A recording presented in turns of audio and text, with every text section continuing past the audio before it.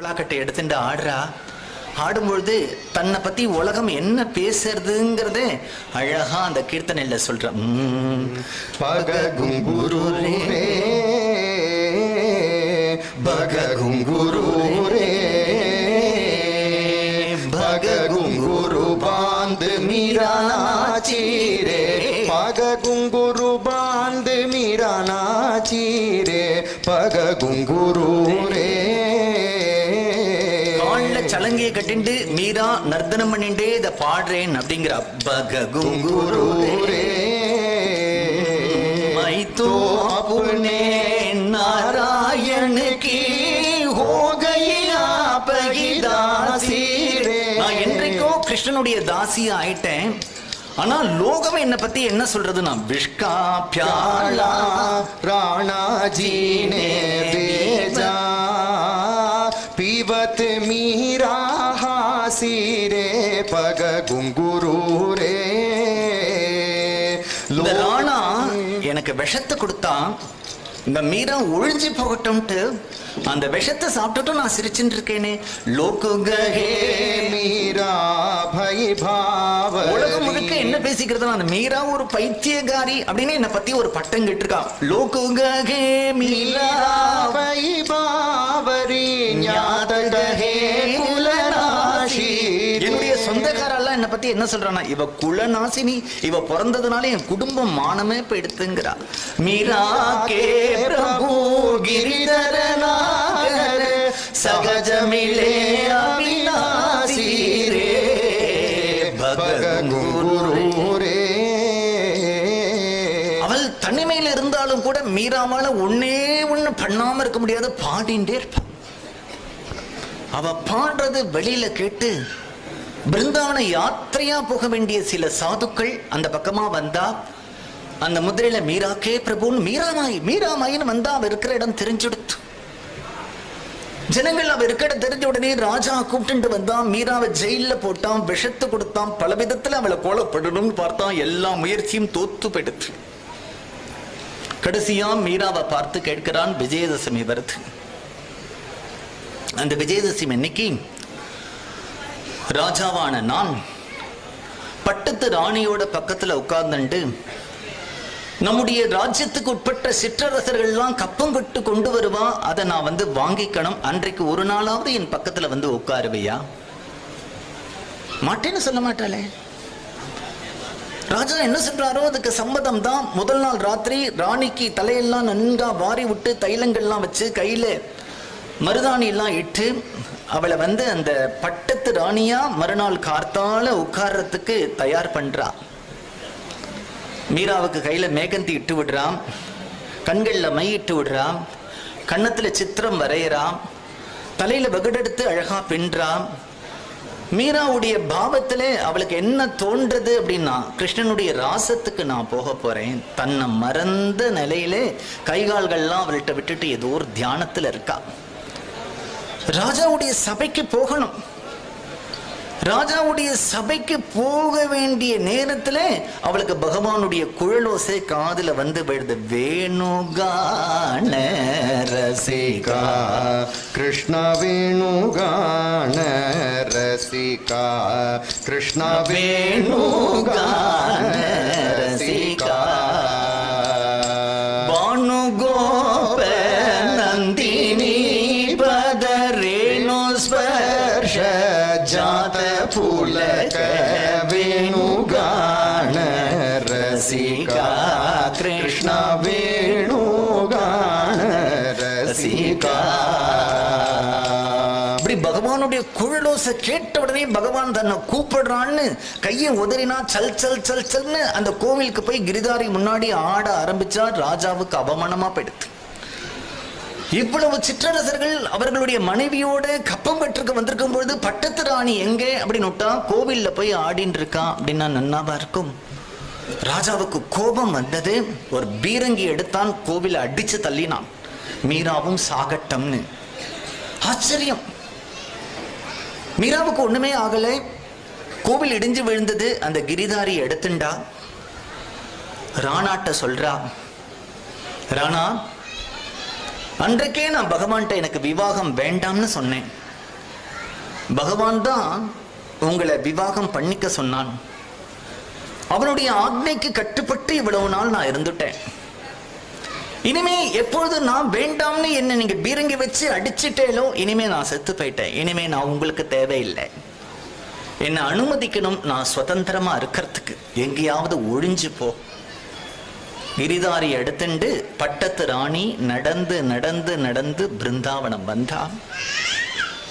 நடந்து நடந்து பிருந்தாவனத்துல வந்தா, அந்த பிருந்தாவனத்துல வந்து யமுனை நதியிலே அப்படியே மயக்கம் அடிச்சு கீழே விழுந்துட்டான். பிருந்தாவனத்துல சில சாதுக்கள்லாம் வரா, யாரோ ஒரு பெண்மணி விழுந்திருக்காளே, யாருன்னு பார்த்தா கையில அந்த கிரிதாரி இருக்கு. ஓ கிரிதாரிடா, அந்த சித்தோடு தூதாராவுடைய பேத்தி, அம்மா ராணாவுடைய மனைவி பிருந்தாவனம் வந்தாளே அப்படின்னு எல்லாரும் இந்த மீராவை பார்த்து ஆச்சரியப்பட்டு அவளுடைய முன்னாடி உட்கார்ந்து கிருஷ்ண கீர்த்தனம் பண்ண மீராவுக்கு சுய பிரஜை வந்தது. நேர பாங்கே விகாரி கோவிலுக்கு போனா, கொஞ்சம் கொஞ்சம் கையில நகை இருந்தது, எல்லாத்தையும் பாங்கே விகாரிக்கு போட்டுட்டு தன்னுடைய சன்னியாசி மாதிரி ஒரு கொட்டாங்குச்சி தம்புரா, கையில ஒரு சப்பலா கட்டை, துளசி மாலை, அந்த பிருந்தாவனம் முழுக்க மீரா சஞ்சாரம் பண்ணி அந்த பிருந்தாவனத்தினுடைய வீட்டுல எப்படி இருக்கு பிருந்தாவனம்னு சொல்றா. आली मोही लाकत वृंदावन निको, आली मोही लाकत वृंदावन निको, घर घर तुलसी ठाकुर पूजा, घर घर तुलसी ठाकुर पूजा, दर्शन गोविंद जी को, आली मोही लाकत वृंदावन. பிருந்தாவனத்துல ஒவ்வொரு வீட்டிலையும் துளசி இருக்காம். घर घर तुलसी ठाकुर पूजा. ஒவ்வொரு வீட்டிலையும் ராதாகிருஷ்ண யுகலத்தினுடைய பூஜை இருக்கு. கோவிந்தஜியை தரிசனம் பண்ணி நிர்மல நீர் பகத யமுனா கோ போஜன தூத தஹி கோ, ஆலி மோகி லாகத். அந்த யமுனை ஜலம் நிர்மலமா ஓடுறது. பசினா எவ்வளவு தயிர் எவ்வளவு பால் வேண்டுமானாலும் கிடைக்கிறது.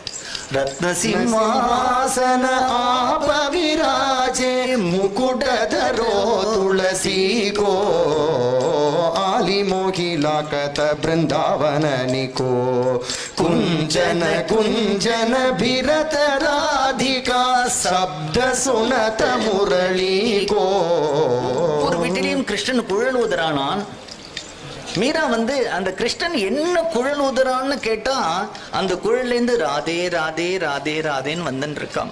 குஞ்சன குஞ்சன பிரத ராதிகா சப்த சுனத முரளி கோ, ஆலி மோகி லாகத் பிருந்தாவன நிகோ, மீரா கே பிரபு गिरिधर नागर भजन बिना नर भी को, ஆலி மோகி லாகத் பிருந்தாவன நீ.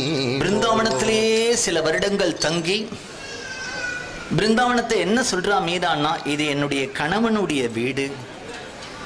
அந்த கணவனுடைய வீட்டிலே நான் மனைவியான நான் இருக்கேன். பிருந்தாவனத்தை எப்பொழுதும் தொடப்பத்தினால பெருக்கின்றே இருப்பா மீரா. அங்க கிடைக்கக்கூடிய பால் தயிரை சாப்பிடுவா, யமுனையில நீராடுவா, எப்பொழுதுமே நிறைய கிருஷ்ண கீர்த்தனம் பாடிட்டு இருக்கும் பொழுது அங்கு ஒரு சத்சங்கம் நடக்கிறது. அந்த சத்சங்கத்திலே மகாபிரபுவுடைய சிஷ்யரான ஜீவ கோஸ்வாமி இருக்கார். அத்தகைய ஜீவ கோஸ்வாமி மகாபிரபுவுடைய சிஷ்யராச்சே, அத்தகைய ஒரு பக்தர், அவரை பார்க்கணும்னு மீரா போறா. போன உடனே சொல்லி அனுப்புறா, நான் ஜீவ கோஸ்வாமியை பார்க்கணும் அப்படிங்கிறா. அவருடைய சிஷ்யர்கள்லாம் உள்ள போய் ஜீவ கோஸ்வாமிகிட்ட சொன்னா, அவர் சொல்றார், நான் பெண்களை பார்க்கறது இல்லைன்னு ஒரு விரதம் வச்சுருக்கேன், மீராவை பார்க்க முடியாதுன்னு சொல்லிட்டோம் அப்படிங்கிறார். இது சொன்ன உடனே மீரா கிளம்பினா, அந்த ஜீவ கோஸ்வாமியோட ஹிருதயத்துல ஒரு கிருஷ்ணர் எப்போதும் பிரசன்னமா இருப்பார் இல்லையா, டக்குன்னு மறைஞ்சு போயிட்டார். அவர் தெரியல. ஜீவ கோஸ்வாமி தவிக்கிறார். இந்த மீராவை பார்க்காததுனாலதான் பகவான் தங்கிட்ட பிரசன்னமா இல்லாம மறைஞ்சு போயிட்டான்னு தெரிஞ்சு எல்லாரையும் கூப்பிட்டு மீராவை திருப்பி கூப்பிட்டு வா அப்படிங்கிறார். மீரா சொல்றா, எப்போ ஒருத்தன் தன்னை புருஷன் நினைச்சுக்கிறானோ அந்த மகாத்மாவை நான் பார்க்க வேண்டிய அவசியம் இல்லைன்னு மீரா திரும்பி வரல, போயிட்டான். பிருந்தாவனத்துல இப்படி பல சம்பவங்கள்.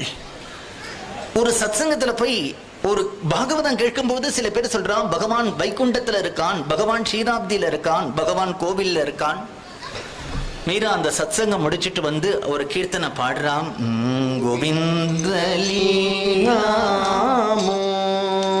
மாயிரே மைனே கோபாலலீனாமோல். அதுல சொல்றான் சில பேர் பகவான் ரொம்ப கஷ்டம் அடைய முடியாதவன் சொல்றான், சில பேர் பகவான் ரொம்ப சுலபம்னு சொல்றான், சில பேர் பகவான் பிருந்தாவனத்துல இருக்கான்னு சொல்றான், சில பேர் பகவான் வைகுண்டத்துல இருக்கான்னு சொல்றான், பகவான் சில பேர் ஷீராப்தியில இருக்கான்னு சொல்றான், சில பேர் வீட்டுல இருக்காங்கிறா, காட்டுல இருக்காங்கிறா. அப்படின்னு ஒண்ணு ஒண்ணா அந்த கீர்த்தனையில சொல்லி வந்து அந்த பகவான் எங்க இருக்கான் தெரியுமா, இந்த மீராவுடைய தலப்புல இருக்கான், முடிச்சு வச்சுருக்கேன் அப்படின்னு கொண்டு வந்து முடிக்கிறான். மீரா கே பிரபு கிரிதரனா பூர்வ ஜனம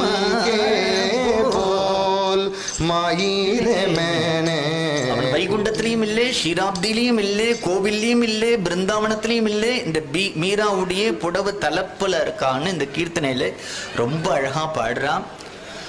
பிருந்தாவனத்துல மீரா தரிசனம் பண்ணாத இடம், மீராவுடைய கால் படாத இடங்களே இல்லை. மீரா சில காலம் தங்கியிருந்த இடமும் இருக்கு. சில சாதுக்கள் வந்து மீராட்ட சொல்றா, துவாரகையினுடைய கோவில் மூடி இருக்கு, திறக்கவே இல்லை, என்ன பண்ணினா திறக்குமா? மீராங்கிற ஒரு பக்த வரப்போறாளாம், அவ வந்து பாடினா திறக்குங்கிறா. சில சாத்துக்கள் சொல்றா, இவதான் மீரா, இவதான் மீராமாய், இவ பாடினாதான் திறக்கும். மீரா நீ வந்து பாடுறியா திறக்கும். சாதுக்களே உங்களுக்கு நான் அடிமை, நீங்க என்ன சொல்றீங்களா கேட்பேன். துவாரகைக்கு வான்னா வரேன், பாடுனா பாடுறேன், கதவை திறக்கிறதும் திறக்காததும் பகவான் இஷ்டம். அந்த சாதுக்களோட கீர்த்தனம் பண்ணிண்டே மீரா துவாரகைக்கு, மறுபூமினா டெசர்ட்டை தாண்டி துவாரகைக்கு போறா. இன்றைக்கு மூல துவாரகா, அந்த சமுத்திர கரையில இருக்கக்கூடிய துவாரகைக்கு போறா. அந்த கோவில் கதவு பல வருடங்களா மூடி இருக்கு, யாராலையும் திறக்க முடியல. மீரா மனசுருகி ஒரு பிரார்த்தனையா ஒரு கடைசி ஒரு பாடல் பாடுறா. கிரிதாரி, என்ன உனக்கு ஞாபகம் இருக்கா, சின்ன வயசுல உன்னுடைய சன்னிதானத்துல நான் ஒரு நாளைக்கு தரிசனக்கோ தான பிரபுத்துவம்னு உங்ககிட்ட ஒரு கீர்த்தனை பாடினேனே, நானே உயிரை விட்டுறதுக்கு போனேனே, அப்ப நீ என்ன சொன்ன? ஒரு பந்து விளையாடுறவன் பந்து சில காலம் அடிச்சுட்டு திருப்பி எடுத்துக்கிற மாதிரி என்ன எடுத்துக்கிறேன்னு சொன்னியே, இன்னும் அந்த நேரம் வரலையா? இந்த உலகத்துல நான் பட்டதெல்லாம் போரும், உன்னுடைய சரணத்துல ஐக்கியப்படுத்திக்கோ அப்படின்னு ஒரு பிரார்த்தனை பண்றான். பிரார்த்தனை பண்ணின உடனே கதவு திறக்கிறது. சல் சல் சல் சல்னு ஓடினா அந்த துவாரகாதீசனை அப்படியே ஐக்கியம் பண்ணிண்டா, ஒரு ஜோதியா இந்த துவாரகாதீசனோட கலந்து போயிட்டா. மீரா 59 வருடங்கள் இந்த பூமியில இருந்து இந்த பூமியை பாவனமாக்கினா. இதுதான் பவித்திரமான மீராவுடைய சரித்திரம். கோபிகா ஜீவனஸ்மரணம். ஹரே ராம ராம ராம ஹரே ஹரே, ஹரே கிருஷ்ண கிருஷ்ண கிருஷ்ண கிருஷ்ண ஹரே ஹரே.